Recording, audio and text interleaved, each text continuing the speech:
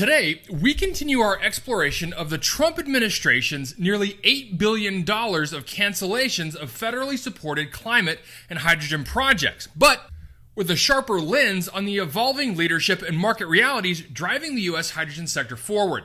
Front and center, Plug Power, the hydrogen giant making headlines not only for operational growth, but for a pivotal leadership transition that could redefine its path to profitability, execution, and global impact. Let's dive into what these political and corporate moves mean for the future of American hydrogen and what lessons global markets are drawing from them. All of this on today's Hydrogen Podcast. When the White House announced deep cuts across over 223 clean energy projects and slashed flagship hydrogen initiatives in blue states, the immediate headlines focused on lost jobs, missed GDP, and delayed emissions and air quality progress. However, U.S. corporate leaders like Plug Power are showing the sector's adaptive capacity. While some projects and hubs face setbacks, Plug has taken a determined stance to maintain momentum through innovation, operational improvement, and now executive succession. On October 7th of this year, Plug Power named Jose Luis Crespo as its incoming CEO, succeeding long-term architect Andy Marsh, effective after the 2025 Form 10-K filing, with Crespo immediately assuming the role of president. Crespo's tenure at Plug since 2014 has seen him architect a sales funnel exceeding $8 billion and spearhead growth with key clients like Amazon, Walmart, and Home Depot. Board and management emphasized Crespo's track record in disciplined execution, profitability, and his laser focus on customer success and EBITDA targets, the priorities that define Plug's navigation through federal swings and a competitive global field. Andy Marsh stays on as executive chair, ensuring continuity and determined vision. Crespo's elevation is more than symbolic. It signals Plug's maturation from bold disruptor to operational executor, driving focus on margin and resilience. The move comes even as Plug's market cap weathers volatility, and recent operational updates show record output at its Georgia plant, expansion in Europe, and continuing advances in green hydrogen and fuel cell solutions. This internal succession assures stability at a critical inflection point. Plug's market discipline, pushing ahead despite loss of federal grants, positions it to capitalize as corporate customers, industrial partners, and global investors seek reliable, scalable providers outside the shifting sands of U.S. policy. Their established pipeline, deep commercial relationships, and ability to weather market shocks make Plug a bellwether for the U.S. sector and a model for other firms responding to similar funding risks.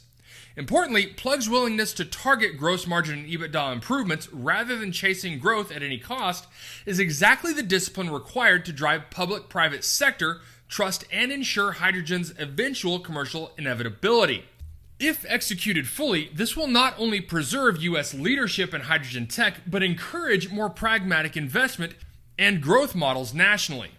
But let's jump back over to segment 2, which is opportunities for natural hydrogen, methane pyrolysis, and SMR with CCS. With large swaths of funding rescinded from green hydrogen mega projects reliant on renewables-powered electrolysis, market players are pivoting towards alternative hydrogen production methods driven by improved economics and scalability. Natural hydrogen extracted from geologic reservoirs is emerging as a game changer, with economic models suggesting production costs as low as 50 cents to $1.50 per kilogram in high-grade fields.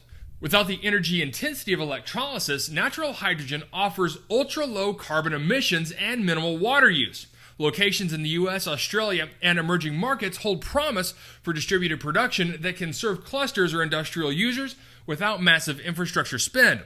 This pathway bypasses the intermittency and capex barriers plaguing many green electrolyzer projects. What about methane pyrolysis? This technology splits methane into hydrogen and solid carbon without CO2 emissions, using significantly less electricity than electrolysis and far less water. Economic assessments, including a recent C2ES report, indicate methane pyrolysis can reach hydrogen costs between $1.50 and $2.50 when scaled, with added value of selling carbon black and graphite byproducts. This dual revenue business model improves financial resilience and reduces risk. Methane pyrolysis is well suited to regions with existing gas infrastructure and lower cost natural gas supplies, like the U.S. Gulf Coast, Australia, and parts of Europe. Now let's talk about steam methane reforming with carbon capture and storage. Despite the growth of alternative routes, SMR with CCS remains a dominant low-carbon hydrogen pathway given its maturity and scale. The U.S. Energy Information Administration, or the EIA, projects SMR with CCS contributing up to 2 million metric tons by the 2030s, particularly where tax credits incentivize deployment. CCS helps mitigate the CO2 footprint, but requires strong methane leakage controls to realize full climate benefits. The cost competitiveness is tied closely to natural gas prices, CCS infrastructure, availability, and carbon pricing regimes. Together, these technologies represent more economically viable approaches in the current funding climate compared to large-scale green hydrogen plants dependent on grid-scale renewables and capital-intensive electrolyzers. And now, let's compare these U.S. cuts to final investment decisions globally. Shifting the view beyond the U.S., let's examine global progress. While many hydrogen projects have remained in limbo, delayed by permit hurdles, supply chain constraints, or unclear demand, the world has seen significant milestones in FID in 2024 and 2025 across Europe, Asia, and the Middle East. For example, the European Union, despite challenges, has seen auctions launching in late 2025, such as the Netherlands' tender for 1.6 gigawatts of renewable hydrogen delivery, and Germany moving forward with funding for green steel clusters powered by hydrogen. In Asia, Japan's Hydrogen Energy Network project and Korea's continued push in hydrogen mobility highlight government-backed ecosystem building with binding offtake agreements increasingly underpinning projects. Unfortunately, a significant portion of announced hydrogen capacity remains stuck in early-stage planning without real commercialization trajectories. Analysts report that only 30 to 40% of projects announced between 2020 and 2025 have passed FID globally. Therefore, the U.S. funding pullback affects projects that were still horizon plays instead of near-term build-outs. The lack of certainty due to absence of long-term offtake contracts is the major systemic issue worldwide, meaning that the U.S. federal cuts may be canceling projects that realistically may never have achieved FID without market signals and legislative consistency. This global perspective suggests the U.S. is not alone and that governments worldwide must recalibrate their support to focus on demand-side market creation, binding contracts, market guarantees, and policy stability to actually kickstart build-out. Crucially, Germany, Japan, and Australia are coupling climate ambition with enforceable mechanisms, offering models the U.S. can watch and learn from. And switching gears, let's look at the broader implications, market signaling, and international perspectives. The Trump administration's decision could paradoxically underscore the importance of careful, market-driven growth in hydrogen.